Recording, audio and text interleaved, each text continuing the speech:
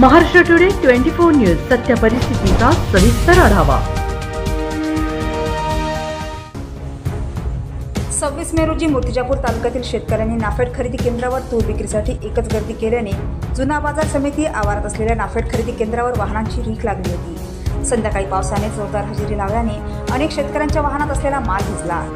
नाफेडच्या तूर खरेदीसाठी 19 एप्रिल रोजी मेसेजद्वारे कळविण्यात आले होते। नाफेड तूर खरेदीसाठी 13 मे शेवटची तारीख होती। दरम्यान खरेदी बंद करण्यात आली होती। खरेदी केंद्रावर आवक मोठ्या प्रमाणात झाल्याने मालाची आवक वाढल्याने 23 मे पासून पुन्हा 5 दिवस वाढवण्यात आले असून 28 मे पर्यंत वाढवण्यात आली असली तरी अनेक शेतकऱ्यांच्या मालाचे माप वेळेवर होत नसल्याचे वास्तव आहे।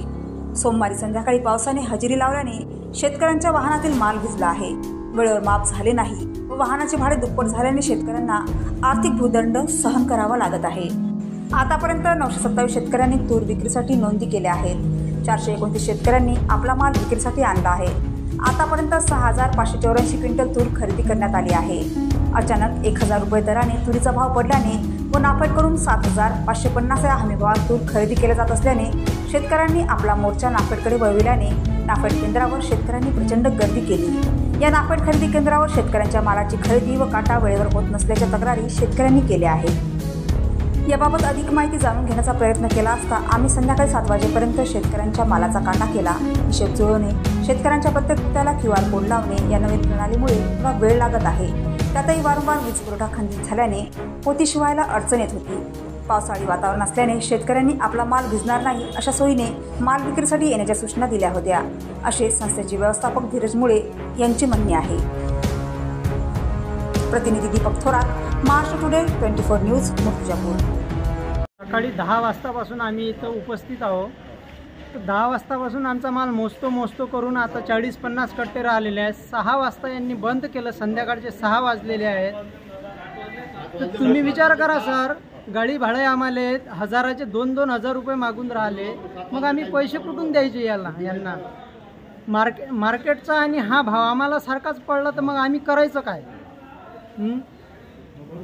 यावर पर्याय नाही ना काही सर।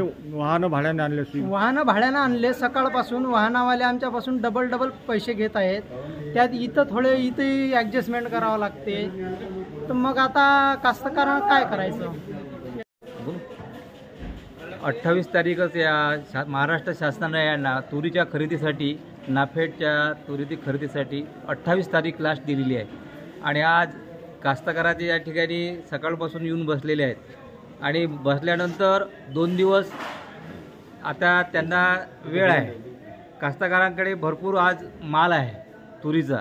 मार्केटचे जे भाव आहेत ते आज रोजी फार 68, 65, 66च्या दरम्यान आहेत आणि म्हणून पाऊस चालू आहे सारखा। संध्याकाळचे 6 वाजले माप राहिलं, आमचे माप राहिलं अजूनही। काय म्हणणं आहे तुमचं? आमचं म्हणणं आहे की अजूनही 1 तास आता या इथली जी यंत्रणा आहे त्या यंत्रणेने आता 1 तास अजूनपर्यंत काम करून आज जे कास्तकार या ठिकाणी माल आणलेला आहे त्यांचा मोजमाप करावं अशी मी आम्हाला या सर्वांना विनंती करावं असे। दरम्यान संध्याकाळी पाऊस आला तर माल ओला झाला का? मग त्याची गॅरंटी काय? आता तेच म्हणून राहिलो की आता सगळं ओपन आहे आणि ओपनमध्ये जर माल ओला झाला तर उद्या कास्तकाराचाच पंचायत होईल किंवा कास्तकाराचा माल न्याव कुठं मग हा ओला झालेला माल, आणि शासनही खरेदी करणार नाही।